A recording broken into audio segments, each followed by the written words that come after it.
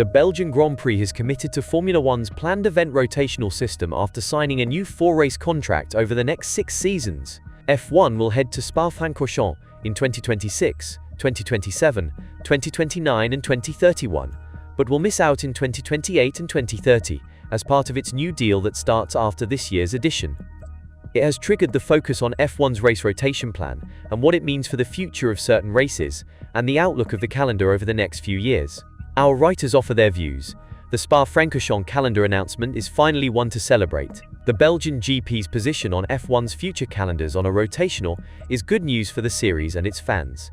It is understandable that F1's owners are keen to tie up circuits to lucrative multi-year deals running into the hundreds of millions of dollars, but one Belgian GP every other year over a 10-year season ticket in the stands at the Qatar GP appeals any day. Liberty Media needs to have balance in putting the calendar together, which is already at breaking point with 24 races. Yes, it needs to generate money, but it also has to provide entertainment and respect F1's DNA and its history. Warrington Norfolk. Those escalating fees for hosting F1 races are understandable, given the championship's global appeal, while it is now a proven way to give smaller countries, such as Bahrain, some significant global profile. Having an F1 race certainly appeals, but it also has to be right for the series. By the same token, we should not dismiss those tracks because they can no longer afford to commit to such long-term and costly deals. By having them on a rotational basis, not only adds variety to the calendar by mixing up the venues, it also allows tracks to remain relevant. The rotational concept will increase the likelihood for circuits such as Imola, that sees its contract with F1 expire this year, to remain part of the championship. It could even pave the way for a rotational return of the French and German GPs, or even the Malaysian or South Korean races. The variation is positive and, providing the calendar is constructed in the right way with a mixture of new and traditional circuits, then this is a good, cost-effective way to include more options. The steward on the Qatar Airlines flight from Doha to Heathrow asked where I'd come from. I said, Qatar. She palpably WTF'd. Even for the national airline, Doha is regarded as a hub. Nobody actually gets off there and stays off, except perhaps for those of us traveling to the Qatar Grand Prix or, a couple of years ago, to football's FIFA World Cup. The stadiums expensively erected for the latter purpose now lie unused but, it seems, permanently illuminated at night. To pass through this curious alt Disneyland where money is seemingly no object, is to be reminded where the majority of the world's capital now resides.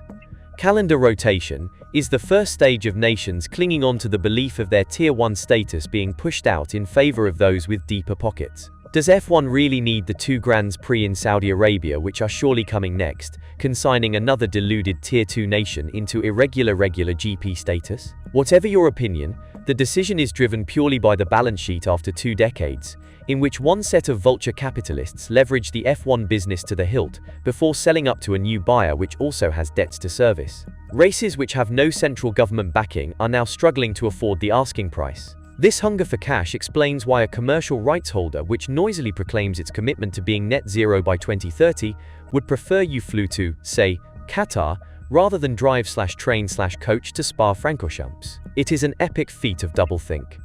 You might echo the sentiments of Field of Dreams and say, if you build it, the fans will come. But don't forget it took nearly 20 years for the Chinese Grand Prix to become an overnight sellout. If F1 could have its way, then there would be 30 races on the calendar, if not more. How very dare the personnel behind the championship be subject to phenomena such as fatigue, injury, and illness?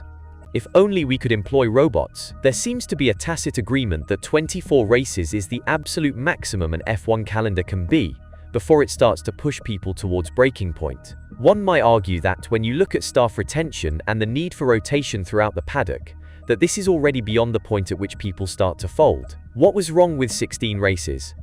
Ah yes, the lucrative hosting fees that jingle merrily into the championship's bulging purse. And F1 still wants to reach more countries around the world. Getting a Grand Prix in Africa is the #1 priority, and there are still more wealthy regimes yet untapped across planet Earth that could inject dubiously acquired capital into the coffers. But F1 cannot afford to lose its European heartland, nor can it lose its cast of classic venues that the teams and drivers all love visiting. Rotational races are the best compromise to keep valued circuits in F1 at a reduced rate and to maintain a somewhat manageable calendar size. Spa-Francorchamps is, for some reason, universally loved and would be missed by large swathes of the fanbase if it was to retreat from the schedule altogether. Having it in rotation not only gives it a chance to stay on the calendar, but also allows another at-risk Grand Prix to remain part of the circus. This isn't NASCAR. F1 doesn't need 36 races to stay relevant.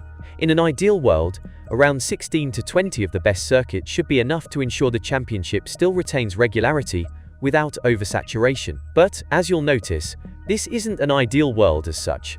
Rotation is the next best thing. The decision to move towards alternating Spa and another race from 2028 onwards has sparked frustration among fans, and they have every right to be upset. Spa-Francorchamps is one of the few true crown jewels of Grand Prix racing, rightfully named in the same breath as Silverstone, Monza, Monaco, and Suzuka. It feels wrong that one of those races will now drop off the calendar, even if just intermittently. And while the Belgian Grand Prix can't boast the same commercial package as some of the new kids on the block, it is of the utmost importance that F1 keeps that balance between old and new, traditional courses and street circuits. F1 will argue that it is still safeguarding that balance, and that its contract renewals of Suzuka, Monza and now Spa are a sign of it not losing sight of the historic pillars of its championship. While inclined to agree, for now, but depending on which venues will join in 2027 or beyond, the series is embarking on a course that starts stretching that concept.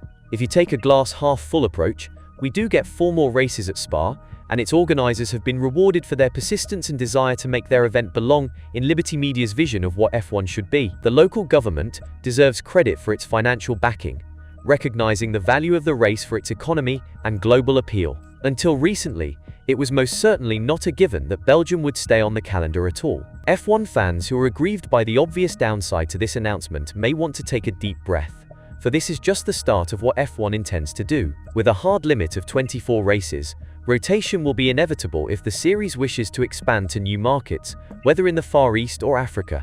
Naturally, it won't be the Middle East, which currently hosts 4 lucrative races and is working on a 5th.